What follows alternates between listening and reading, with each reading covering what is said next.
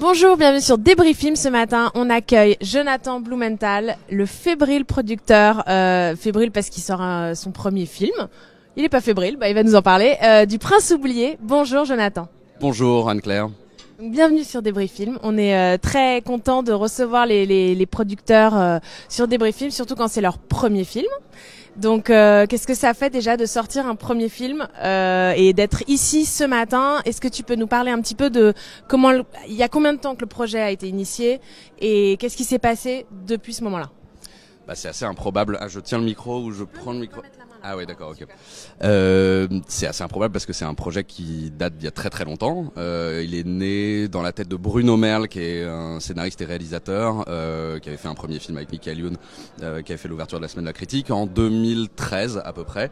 Moi, j'ai récupéré le scénario aux alentours de fin 2014, début 2015. Donc ça a été une très longue route après un alignement de planètes un peu miraculeux comme ça pour convaincre les financiers, Michel Hazanavicius de monter sur le projet. Les acteurs et tout ça, donc voilà, c'est assez hallucinant d'être ici, surtout que c'était la salle de mon enfance où j'allais voir les premiers films, donc voilà, c'est hyper émouvant en fait. D'accord, génial. Est-ce que tu peux nous parler du choix de Michel Hazanavicius, du choix d'Omar Sy Ouais, en fait, nous, quand on a commencé à développer le scénario, donc avec Bruno Merle et Noé Debré qui est venu ensuite, on l'a fait un peu comme un pari. On adorait le texte et l'histoire que ça racontait, les valeurs que ça véhiculait, et on adorait le défi de réussir à faire un film comme ça en France. C'était une volonté depuis le départ de pas céder à la tentation de faire un film d'animation ou de faire un film en langue anglaise, de faire un film résolument français, montrer qu'on pouvait, dans la tradition des films des années 80 avec lesquels j'ai grandi, type Le Baron de Munchausen, Princess Bride, Roger Rabbit, faire des films qui mélangent le réel et le fantastique en prise de vue réelle en France. Et on se disait que c'était assez improbable que ce film voit le jour, voilà. En tout cas, c'était trop ambitieux au départ, et on avait tout de suite pensé à quelques réalisateurs français pour le faire. Il y en a pas beaucoup, et Michel est toujours revenu en tête de liste. Du coup, dès qu'on a eu une version du scénario qui nous plaisait plutôt, c'est la première personne à qui on l'a envoyé. Et en fait, c'est arrivé pile au bon moment parce que c'était au moment où il présentait Le Redoutable à Cannes. Il sortait de deux films un peu plus sérieux.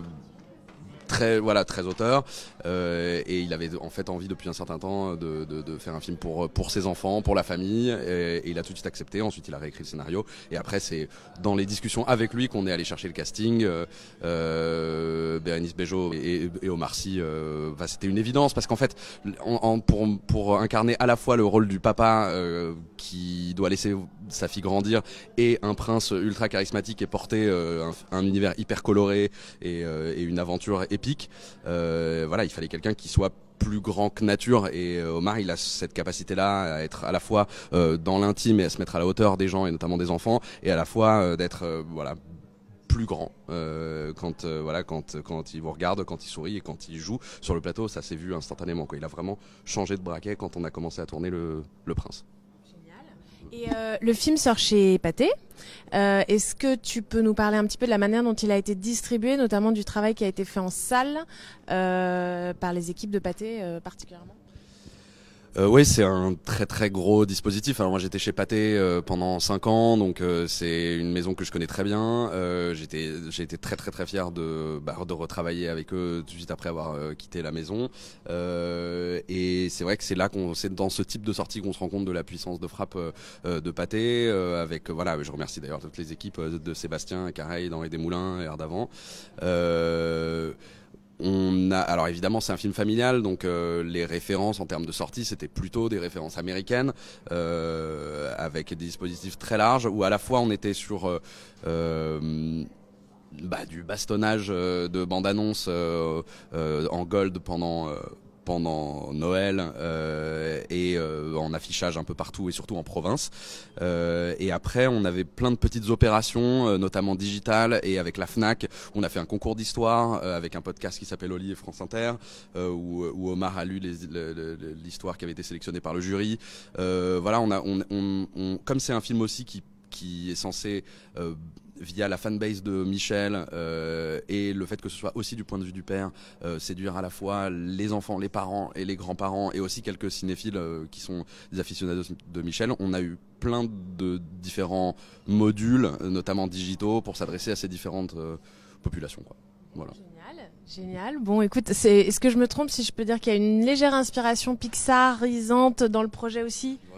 Oui, c'est bien sûr. Alors après, c'est vrai que comme je vous disais tout à l'heure, les références à la base, c'est plutôt des références des années 80 parce que c'est celles avec lesquelles j'ai grandi, les films en blind et tout ça. Mais c'est sûr que Pixar a remis au goût du jour cette façon de traiter avec du fantastique de valeurs extrêmement intimes et du quotidien. Et du coup, oui, évidemment, à la fois dans la sortie, parce que c'est des références de sortie, vous êtes bien placé pour le savoir.